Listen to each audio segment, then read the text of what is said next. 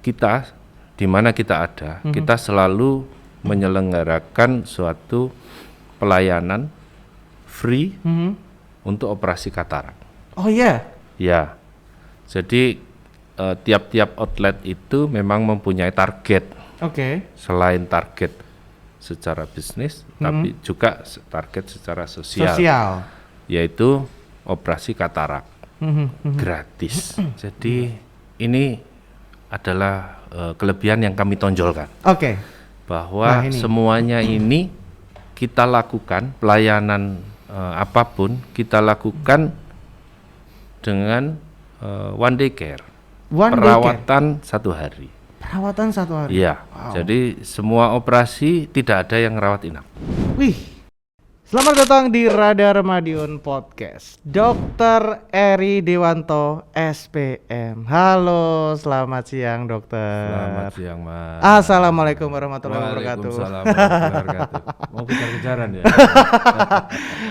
Alhamdulillah akhirnya untuk Radar Madiun Podcast episode kali ini kita kedatangan satu tamu spesial juga nih teman-teman ya. Seorang dokter spesialis mata yaitu Dr. Eri Dewanto, SPM ya. Jadi kita untuk hari ini akan membahas banyak hal terkait satu klinik mata yang pastinya juga beberapa teman-teman juga mungkin udah cukup familiar sama namanya ya.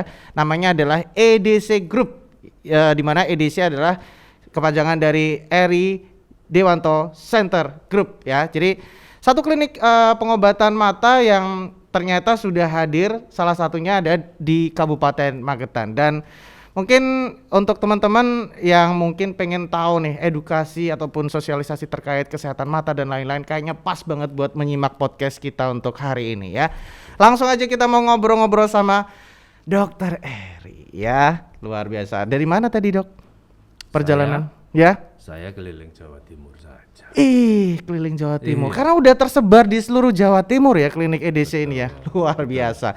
Oke, jadi sebelum kita membahas tentang klinik mata EDC-nya sendiri, pastinya buat teman-teman juga pengen tahu dong, siapa sih founder dari klinik mata EDC dan mungkin kredibilitasnya akan seperti apa supaya teman-teman di sini juga percaya nih sama klinik mata EDC. Berarti biasanya kalau dokter Eri ini sering membedah pasien, membedah mata ya kan, giliran saya yang akan membedah profilnya dokter Eri nih. Siapa sih dokter Eri Dewanto ini? Siapa? Pengen tahu nih. Apanya dulu yang dibedah ini? Orang mana? Nah, saya sebetulnya lahir di Jember. Besar di Malang dan Surabaya. Wow. Tinggal di Surabaya Ya. Okay. Background pendidikan, kuliah di mana dulu? Saya pindah-pindah juga sih. Juga ya. Mulai dari di Jember, mulai kecil. SMA di Malang, kuliah di Surabaya gitu ya. Dan kalau ngomongin background pendidikannya dokter ini pastinya dari awal emang udah ngambil spesialis mata ya? Iya, jadi awal Fakultas Kedokteran, UNER. Terus spesialis matanya juga ngambil di Surabaya, di UNER juga. Oke. Gitu. Apakah itu menjadi impian dokter Eri juga dari dulu? Maksudnya dari kecil aku pengen jadi seorang dokter dan juga spesifiknya aku pengen jadi spesialis mata nih, atau gimana tuh ceritanya dulu? Ini unik ini. Ya. Saya tidak pernah bercita-cita menjadi dokter. Oh iya? Enggak pernah. Oke. Sama sekali. Cita-citanya dari kecil apa dong berarti? Saya pengen jadi ahli purbakala. Serius? Gila. Serius. Jurassic Park berarti ya. Ahli purbakala ya. Iya betul. Dinosaurus dan lain-lain. Iya. Saya jadi dokter kayaknya tersesat juga sih. Sebuah ketidaksengajaan berarti ya dok ya? Iya, karena emosi aja sih. Oh, oke. Aku daftar pertama di purbakala, di kehutanan. Karena aku udah daftar. Iya, terus di kehutanan juga sudah pernah. Cuman waktu itu PMDK ya. Malah nggak keterima. Oke. Akhirnya aku marah deh. Pokoknya aku mau ambil fakultas yang paling tinggi di Jawa Timur deh. Asik. Ya, betul. Akhirnya karena dokter. Emosi. Iya, betul-betul marah karena teman-temanku kok pada keterima PMDK juga. Iya. Saya SMA dari namanya SMA PPSP, Proyek Perintis Sekolah Pembangunan. Ya. Waktu itu aku kebetulan ikut program 4 semester. 4 semester, jadi teman-temanku satu kelas, satu angkatan itu satu program lah ya, satu program itu pada keterima di PMDK, yaitu akhirnya karena emosi, ya udahlah, ngapain juga ambil pendek-pendek ya, udah yang paling tinggi di Jawa Timur apa deh, ambil. Gitu. Nah, akhirnya kedokteran, kedokteran di Universitas Airlangga Surabaya dan spesialis mata, udah langsung spesialis mata ya? Enggak juga. Aku sempat setelah lulus Fakultas Kedokteran, aku PTT ya, pegawai tidak tetap di Lumajang. Di Lumajang. Ya. Oke, dan akhirnya sekarang menjadi dokter, bukan dokter cinta ya? Ya mirip-mirip. Oke, jadi emang dari background pendidikannya udah jelas ya teman-teman ya, nggak usah ragu-ragu lagi karena ownernya EDC Group ini Dr. Eri Dewanto ini emang backgroundnya emang pendidikannya kedokteran, terus juga spesialis mata. Nah, dari situ prestasi apa yang pernah diraih dok? Mungkin dari dokter sendiri ataupun mungkin dari EDC? Mungkin saya memang merangkak dari bawah. Ya, artinya saya tidak ada yang mendirikan klinik dan sebagainya. Itu background itu tidak ada. Saya awalnya setelah lulus dokter mata, kayaknya jadi pengangguran deh saya. Karena wah, mau kemana nih setelah lulus dari dokter mata? Tetap ada pertanyaan seperti itulah ya. Ya pelan-pelan ya. Mau nggak mau, karena saya bukan pegawai negeri, saya harus berkiprah sendiri. Betul. Ya bikin warung sendiri. Ya mulai aja lah dari warung, buka tenda, buka kursi, awal. Warung dalam tanda kutip ya. Bukan warung. Bukan warung cinta ya. Wah. Dalam tanda kutip lagi tadi. Buka warung sendiri dalam tanda kutip warung ya, bikin tenda sendiri, nyediain kursi untuk orang-orang yang datang dan lain-lain kayak gitu-gitu. Betul. Pada akhirnya memutuskan untuk mendirikan klinik mata EDC. Tahun berapa itu berarti? EDC kira-kira 2012. 2012. Yeah. Dokternya aja lupa sampean ya. 2012 dan itu awalnya di mana, Dok? Awal pertama kali di Mojo Agung. Di Mojo Agung. Di Mojo Agung, ya. Terus habis itu buka cabang. Ya, istilahnya trial and error. Iya. Mana yang kita mungkin untuk dibuka ya dibuka, tidak mungkin ya ditutup. Jadi akhirnya buka. Alhamdulillah tahun ini kita bisa 9 outlet di seluruh Jawa Timur. Asik. Mulai ekspansi awalnya di satu kota, akhirnya ekspansi ke kota-kota yang lain kayak gitu ya. Oke, sekarang kita ini berarti udah kita perkenalkan juga Dr. Eri Dewanto SPM. Jadi biar teman-teman ini tahu nih, Dok, sejarah atau background dari Dr. Eri sendiri dan udah percaya nih. Oke, berarti dokternya udah percaya nih, EDC-nya. Nah, sekarang kita ke EDC-nya nih. Eri Dewanto Center. Apa yang ditangani di situ? Jadi begini. Nah, ceritanya. Duwo gitu. Konon. Ya. Konon. Bukan konon sih. Gimana, Dok? Ketika saya lulus dari dokter mata, itu hanya beberapa saja. Saya termasuk satu kelompok kecil dokter mata yang belajar namanya small incisi cataract surgery. Small incisi cataract surgery. Ya, ditambah lagi sutureless. Jadi operasi katarak dengan insisi kecil tanpa jahitan. Oke. Ya, jadi waktu itu saya lulus 2002. 2002 itu pada saat lulus itu sedikit dokter mata di Jawa Timur yang menguasai teknik ini, tidak banyak. Berarti waktu itu teknik itu tidak banyak dipelajari oleh bahkan dokter mata yang lain gitu ya, Dok? Iya, betul. Oke. Dari situlah saya berkembang karena memang tidak banyak yang mempunyai teknik ini. Ya. Kemudian itu pelajaran saya berlanjut gitu ya, ngangruh ini apa namanya, kesaktian ya. Ya. Mengasah kesaktian. Itu menjadi namanya vakoemulsifikasi. Vakoemulsifikasi itu berarti langsung nih ya dijelasin ya, apa itu vakoemulsifikasi? Iya, nanti karena harus dari situ sampai dengan kenapa saya berkembangnya dengan di situ. Jadi teknik itu teknik yang insisinya sangat kecil. Kalau tadi small insisi itu kalau operasi biasa sekitar 10 sampai 12 mili. Kalau small jahitannya ya? Lukanya ya. Lukanya. Kalau small insisi itu kira-kira 6 mili. Kalau vakoemulsifikasi lebih kecil lagi sekitar 1,8 sampai 2,7 mili. Masuk kategori vakoemulsifikasi. Iya, kecil sekali. Oke. Nah, teknik itu juga pada waktu itu lebih sedikit lagi yang menguasai pada zaman itu.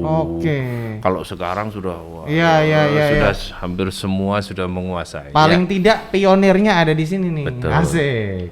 Jadi pada waktu itu karena sedikit yang menguasai teknik itu, alhamdulillah saya bisa berkembang. Sampai dengan kita berbanyak-banyak ini juga menurut saya juga karena saya lebih cepat menguasai teknik itu. Dan mungkin di era itu kalau bisa dihitung berapa dokter yang bisa menguasai teknik vakoemulsifikasi itu di Jawa Timur?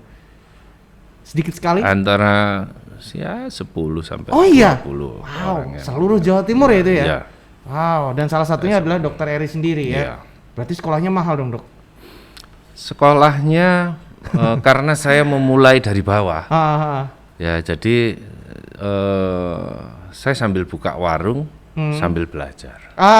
Ya. Sekalian tuh berarti ya. Betul. Ya, jadi walaupun sampai saya harus kemana-mana, harus ke Jakarta, ke UI, ke Medan juga, itu apa ya? Enak saja karena sambil buka warung begitu. Umpama kalau harus melepas semua pergi belajar sekian tahun, waduh, semedinya terlalu lama. Sekalian aja gitu, disambi. Nah, 2012 akhirnya udah kekeh banget untuk membuka satu klinik mata bernama Eri Dewanto Center atau EDC. Awalnya berarti di Mojo Agung. Dan setelah itu ekspansinya kemana saja? Berarti untuk saat ini berapa kota yang ada EDC? Saya sekarang ini 9, berarti dari Mojo Agung sepanjang ke Mojosari, Mojosari ke Warujayeng, Warujayeng ke Bangil, Bangkalan, 6 Tulungagung, Trenggalek, Magetan. Dan akhirnya nyampe juga nih di Magetan ya. Nah, menarik ketika akhirnya klinik mata EDC bisa hadir di Kabupaten Magetan, dan kemarin kebetulan saya dan juga teman-teman dari Radar Madiun juga sempat meliput juga waktu pembukaannya, juga ada Bupati Magetan juga Kang Woto juga yang ikut meresmikan juga. Pertanyaan saya sederhana, kenapa Magetan? Jadi begini, visi kami itu sebetulnya adalah mendekatkan antara teknologi dan kemampuan semua unsur dari kesehatan mata ini, mendekatkan dengan masyarakat. Mendekatkan itu dalam artian menurut kami ada daerah-daerah di mana itu kurang tersentuh oleh pelayanan kesehatan. Betul, sepakat. Maka itu yang kami dahulukan, gitu ya. Jadi misalnya aja mungkin di Madiun sudah banyak pelayanan kesehatan mata, tetapi di Magetan betul-betul kosong. Ya sudahlah, kami yang melayani di Magetan, begitu. Keren sih, karena ya kalau kita ngomongin beberapa tempat yang mungkin buka beberapa outlet ataupun cabang di kota-kota lain gitu ya. Biasanya yang disasarkan memang kota-kota besar biasanya. Tapi ternyata Dokter Eri ini sepakat untuk oke, kita buka yang sepertinya fasilitas kesehatannya agak kurang tersentuh gitu ya. Dan akhirnya hadir di Magetan yang notabene memang satu kabupaten paling barat mungkin ya di Jawa Timur. Ketika teman-teman mungkin dari Jawa Tengah kalau mau masuk Jawa Timur tuh pasti harus melewati Magetan gitu ya. Apalagi daerahnya juga pegunungan, desa-desa yang maybe banyak teman-teman di sana ataupun mungkin ya beberapa para lansia yang pengen mendapatkan beberapa pengobatan yang layak dan juga fasilitas kesehatan yang bagus, sepertinya harus biasanya jauh-jauh ke Surabaya, ke kota-kota besar, Malang mungkin ya, tapi di Magetan akhirnya ada. Berarti satu pertimbangannya adalah memang karena fasilitas kesehatan di sana yang memang kurang gitu ya, Dok, ya, lebih ya. Itu satu. Yang kedua memang kami punya visi sosial. Jadi selama kami ada itu kami ada satu misi untuk membantu mereka-mereka yang kurang beruntung untuk mendapat pelayanan kesehatan. Secara materialnya adalah kita di mana kita ada, kita selalu menyelenggarakan suatu pelayanan free untuk operasi katarak. Ya, jadi tiap-tiap outlet itu memang mempunyai target. Selain target secara bisnis, tapi juga target secara sosial. Yaitu operasi katarak gratis. Gila, berarti memang di semua outlet. Di semua outlet, dan memang yang dikejar nggak cuma profit aja ya, tapi memang sisi sosialnya emang harus dapat, karena memang kehadiran EDC ini sendiri di Magetan juga yang tadi juga sudah dibilang sama Dokter Eri ya, tidak hanya profit, dan bisa aja mungkin EDC buka di kota-kota besar di Malang atau di manapun di Jakarta bla bla bla, tapi memang ada misi sosial yang harus dilaksanakan dan sengaja membuka outlet atau kliniknya di Magetan karena ingin merangkul teman-teman di sana untuk bisa berbagi edukasi, sosialisasi terkait kesehatan mata, termasuk menyediakan fasilitas yang memang selayaknya untuk teman-teman yang memang sakit mata dan lain-lain. Programnya apa, Dok? Gini, kita beranjak dari dua visi tadi. Teknologi berarti membawa teknologi dari Jakarta, dari Surabaya ke mendekati mendekati masyarakat, ya, termasuk di daerah-daerah yang belum tersentuh. Yang kedua adalah visi sosial tadi. Jadi programnya kita misalnya aja ya, misalnya semua peralatan yang ada di kota berusaha kita bawa di outlet. Vaku emulsifikasi, laser, argon laser yang biasanya hanya ada di Surabaya, itu sudah ada sekarang ini. Terakhir di Tulungagung ada, di Nganjuk ada, ya di Mojo Agung ada, di Mojosari ada.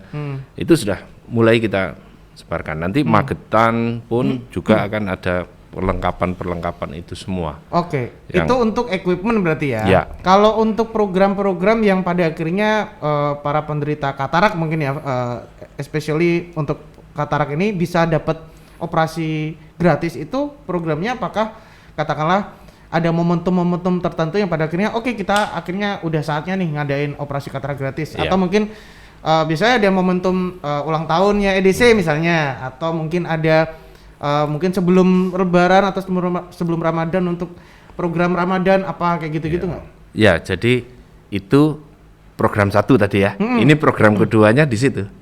Nah, jadi program kita itu di masing-masing outlet, di masing-masing klinik itu dia mempunyai target. Paling sedikit dalam 1 tahun, satu klinik harus mengerjakan 100 mata gratis. Wow, dalam 1 tahun 100 pasien berarti ya? Betul. Gratis. Operasi. Ya. Wow, Nah, waktunya bisa diatur lah. Misalnya ulang tahunnya radar. Ya bisa juga tuh. Nggak ada masalah. Iya, gitu. iya. Ulang tahun saya gitu misalnya. Oh, boleh. Tapi potong aneh. Oh ya, berarti memang ada target lah ya. Dalam 1 tahun setiap outlet memang harus untuk sisi sosialnya. Betul. Karena dia punya target. Ada target harus, 100 pasien yang harus ditangani. Berarti nggak tentu ya dok ya, berarti ya program itu akan keluar setiap bulan apa, setiap minggu. Betul, sesuai dengan situasi di masing-masing outlet. Iya. Tapi jumlah itu harus minimal itu. 100. Minimal. Gila. Salut sih, karena Magetan aja sudah berapa? Terakhir 80. 80. Padahal tahun ini. Kemarin bukanya bulan apa ya? Lupa aku. Januari, oke. Januari 3 bulan udah 80 pasien yang ditangani operasi katarak gratis. Betul. Applause. Ya karena dalam 3 bulan loh dok ya. Berarti secara geografis kondisinya di Magetan tuh emang ini ya. Mungkin saya nggak tahu ya faktor apa aja, mungkin karena daerah pegunungan bla bla bla. Oh, banyak yang katarak di sana. Ya, secara umum di Jawa Timur memang angka katarak cukup tinggi. Oke. Cukup tinggi memang. Oke. Ya, secara nasional kita memang paling tinggi. Oke, di Jawa Timur ya. Oke. Untungnya ada Dokter Eri yang dengan EDC-nya gitu ya. Nah, oke, sekarang kita bahas EDC-nya, Dok. Tadi sudah kita singgung sedikit tentang sejarah ya. 2012 buka. Kemudian mulai ekspansi ke kota-kota lain, termasuk pada akhirnya hadir di Magetan.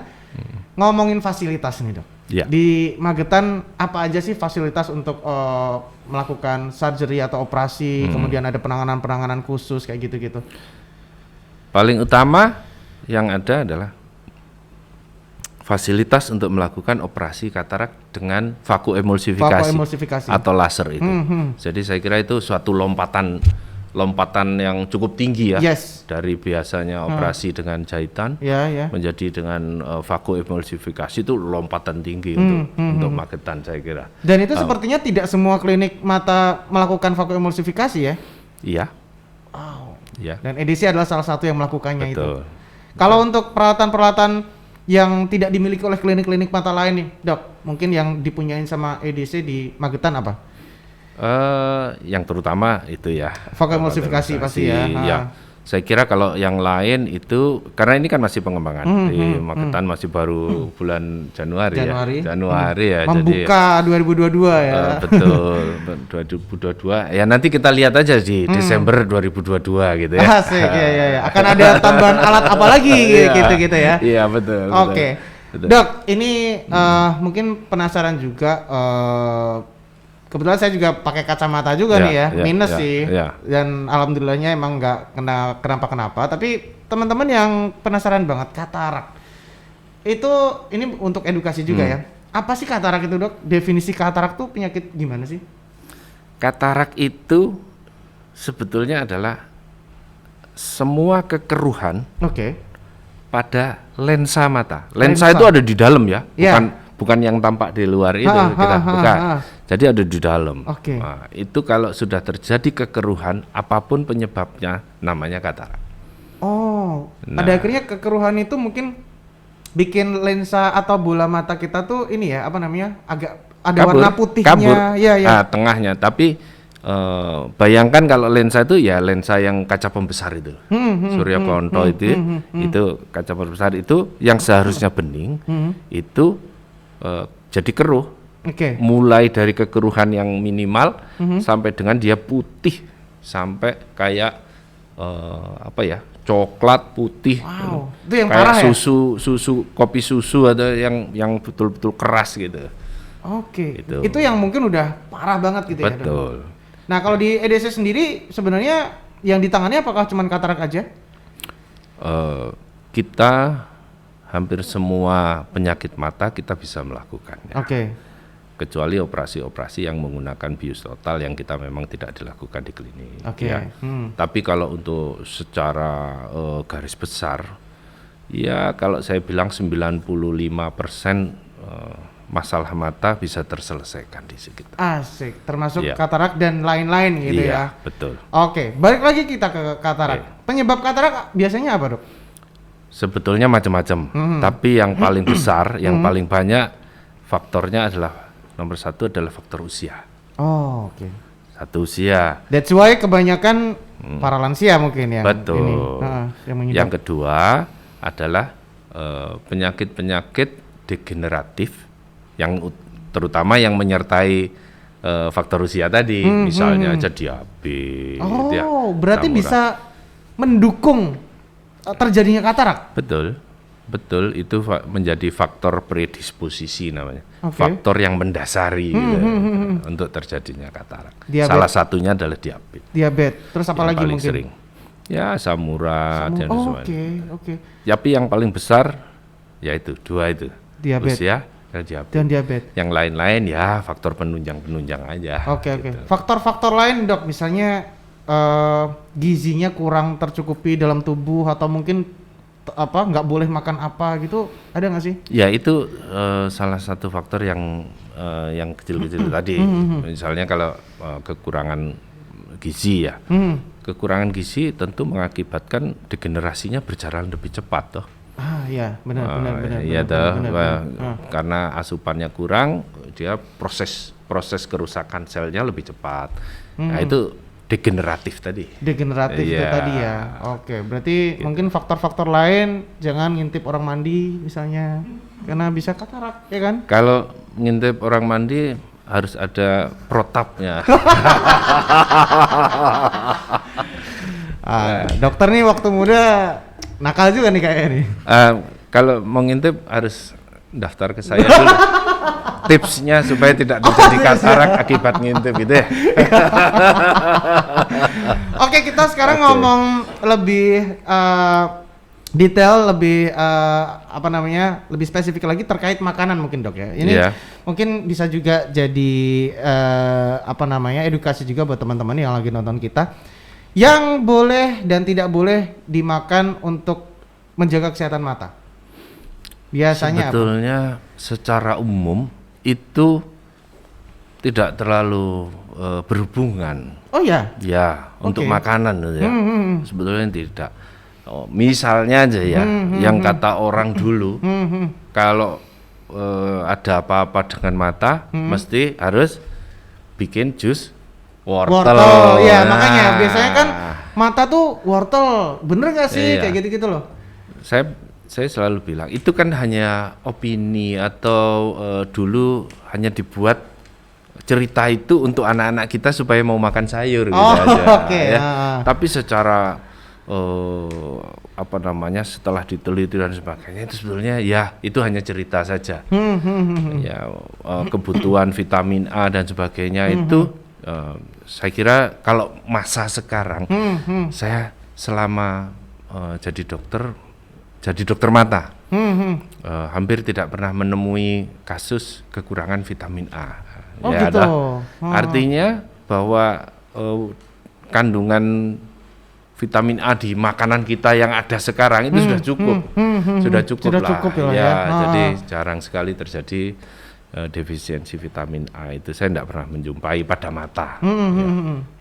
Nah, kalau kita ngomong masalah makanan, yang penting ya 4 sehat, 5 sempurna, vitaminnya cukup. Oke. Saya kira itu tidak hanya untuk mata, tapi untuk seluruh tubuh kita. Iya, Oke. betul. Pada akhirnya kan kita tidak hanya menjaga mata aja, tapi pada akhirnya juga metabolisme tubuh juga cukup, energi Iya. cukup, protein dan lain-lain. Dan ya insya Allah ketika teman-teman juga tetap punya gaya hidup sehat, insya Allah matanya juga tetap akan sehat. Gitu Saya ya. selalu ngomong sama ibunya pasien saya, Bu, kalau ibu pingin mata anaknya baik ya, kalau mau bikin jus wortel jangan satu aja Bu, dokternya kirimin dong gitu.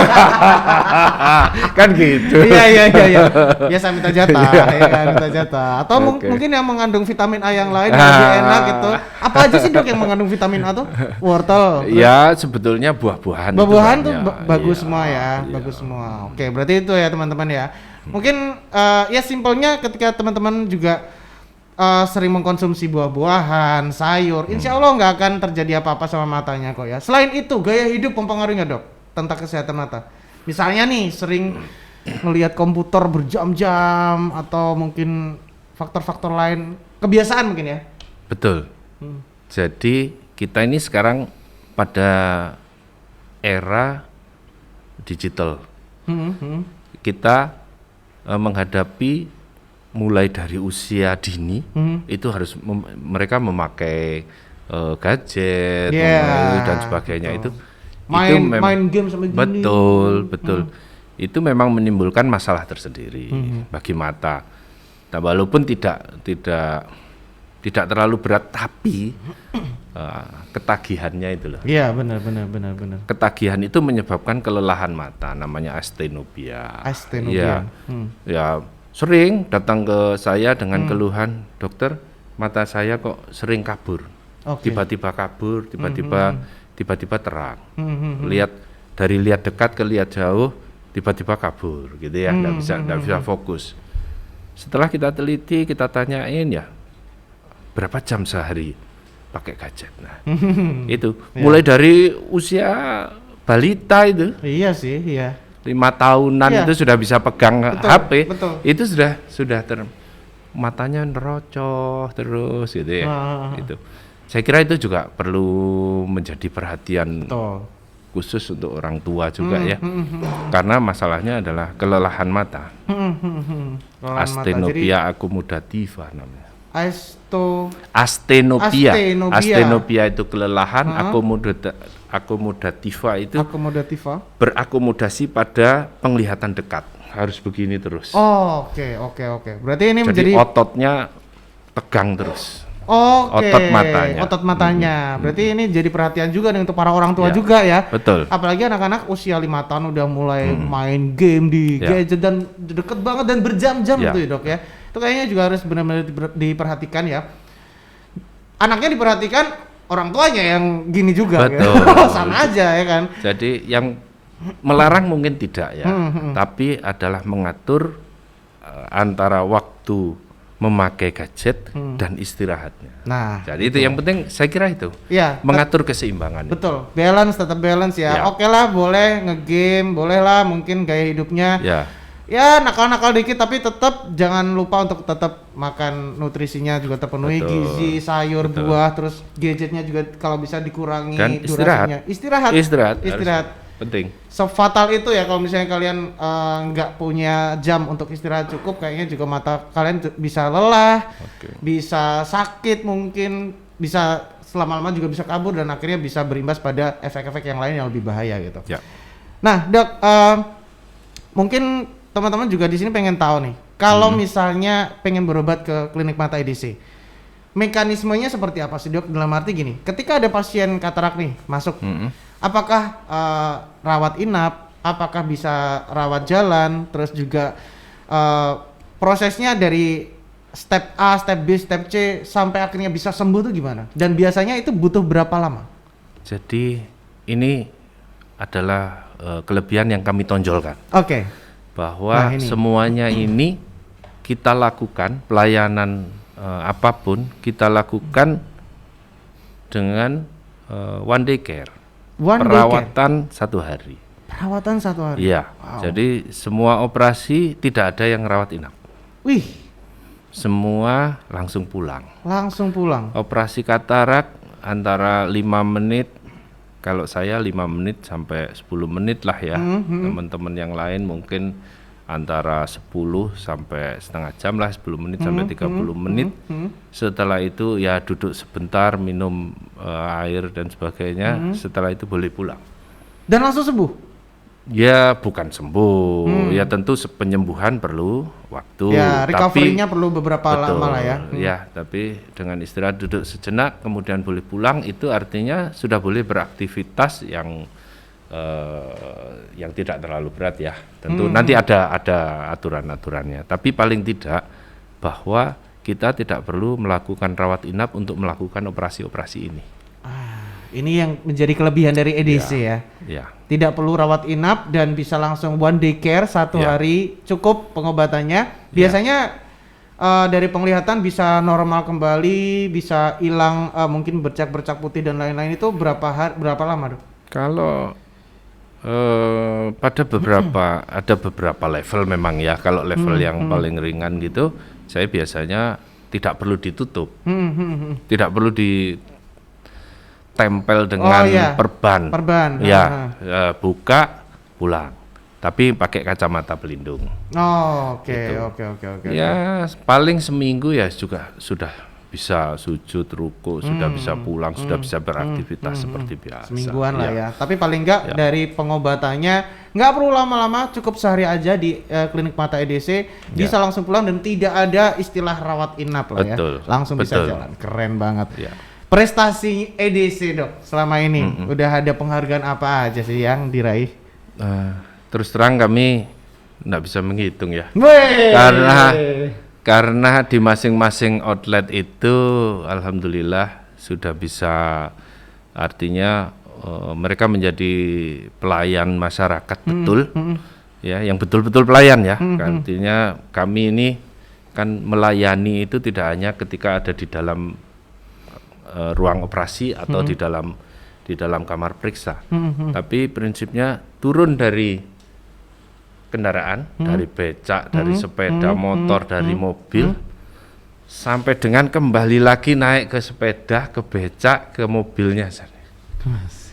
Oke, Dok, mungkin terakhir ya, mungkin bisa disampaikan juga ke teman-teman yang lagi nonton kita nih. Klinik Mata EDC yang kebetulan juga sudah hadir di Magetan juga, mungkin bisa dipromosikan juga di mana tempatnya, sekaligus juga ya mungkin ngasih edukasi juga untuk teman-teman yang lagi sakit mata, khususnya katarak, untuk bisa berobat ke EDC, apa aja yang nanti akan diperoleh, kelebihan-kelebihannya mungkin sekali lagi dipertegas, dan mungkin ada ya edukasi-edukasi lain tentang kesehatan mata, monggo. Ya, nomor satu, kalau alamat dan sebagainya sudah sekarang ini semua mudah. Tinggal klik aja klinik mata EDC, mau di mana aja.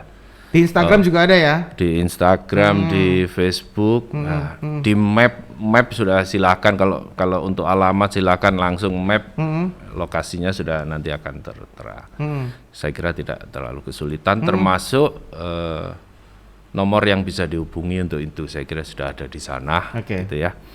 Tapi yang paling penting adalah bahwa kesehatan mata ini kelihatannya sepele, kelihatannya cuma kecil, tapi maknanya besar dan dalam. Sekali. Ya, kalau yang sering saya jumpai adalah kalau ada sakit mata yang tidak terlalu mengganggu gitu, biasanya diabaikan.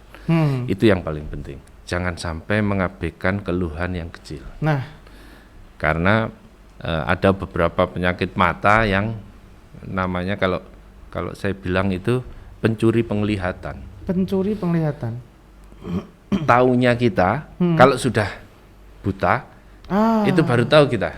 Kalau ternyata kita itu mengidap penyakit itu selama puluhan tahun yang lalu.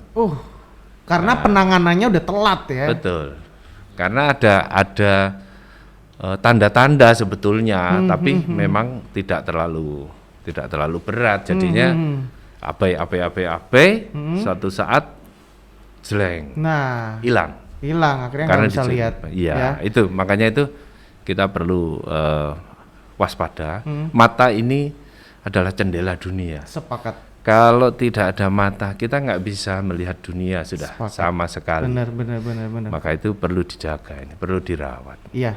Dan sekali lagi mata merupakan satu jendela dunia. Saya sepakat banget sama Dr. Eri. Dengan mata kita bisa melihat warna-warni dunia, kita bisa melihat keindahan alam, kita bisa melihat cewek cantik, ya kan? Kalau matanya nggak kelihatan, ya bagaimana kita bisa menikmati keindahan-keindahan alam yang sudah disuguhkan oleh Tuhan kepada kita, ya kan? Luar biasa ya saya ya. Jadi yang pasti menjaga kesehatan mata adalah salah satu hal yang sangat penting bagi kehidupan kita, supaya kita juga bisa melihat indahnya dunia, kita bisa sekaligus juga merawat ciptaannya ya. Mata kita sudah diciptakan baik, jangan sampai dirusak, jangan sampai abai untuk tidak menjaga kesehatannya. Karena dengan mata kita bisa melihat banyak hal, kita bisa mengetahui banyak hal, warna-warni dunia, dan pastinya Klinik Mata EDC hadir untuk sama-sama menjaga kesehatan mata kita bersama-sama ya, khususnya untuk masyarakat semuanya. Jangan ragu untuk memilih Klinik Mata EDC sebagai salah satu opsi terbaik untuk mengobati penyakit mata, khususnya untuk katarak. Dan bisa langsung saja searching di Instagram ataupun Map, semuanya sudah ada, langsung aja datang, bisa konsultasi juga ya dok ya. Boleh. Kalau misalnya pengen periksa, misalnya sebenarnya nggak ada keluhan mata tapi pengen periksa kesehatan mata juga bisa ya. Bisa. Boleh. Ada nomor-nomor kita di masing-masing cabang itu sudah ada nomor WA kita yang untuk silahkan konsultasi. Oke, Ya, langsung aja konsultasi terkait kesehatan mata. Oke, terima kasih Dr. Eri Dewanto SPM sudah hadir di Radar Madiun Podcast. Semoga Klinik Mata EDC semakin besar, semakin ekspansi. Mungkin tidak hanya di Jawa Timur, maybe suatu hari nanti bisa ke seluruh Indonesia dan bisa menghadirkan fasilitas kesehatan mata yang memang selayaknya untuk masyarakat-masyarakat yang membutuhkan gitu ya. Terima kasih juga untuk Radar, thank you. Terutama Radar Madiun yang sudah bekerja sama dengan kami. Oke. Di Jawa Timur, alhamdulillah, Jawa Pos, kita banyak sekali kerjasama. Tos dulu dong. Asik. Dan pastinya terima kasih juga buat teman-teman Jawa Pos Radar Madiun yang udah nonton kita untuk hari ini ya, Radar Madiun Podcast episode bersama teman-teman dari EDC. Khususnya kita hadirkan langsung ownernya, foundernya Dr. Eri Dewanto SPM selaku pendiri dan juga owner dari Eri Dewanto Center EDC Group yang pastinya hadir untuk memberikan banyak sekali sosialisasi dan juga edukasi terkait kesehatan mata. Terus ikuti Radar Madiun Podcast di channel YouTube kita Radar Madiun TV ya, yang hadir setiap minggu dengan banyak sekali narasumber-narasumber, bintang tamu yang inspiratif, inovatif, kreatif, dan semoga juga bisa memberikan banyak sekali inspirasi untuk teman-teman semuanya. Dan akhirnya saya Toro Indomida pamit beserta Dr. Eri Dewanto SPM mau pamitan dulu ya. Terima kasih baik buat semuanya dan sampai ketemu lagi di Radar Madiun Podcast episode berikutnya. Bye.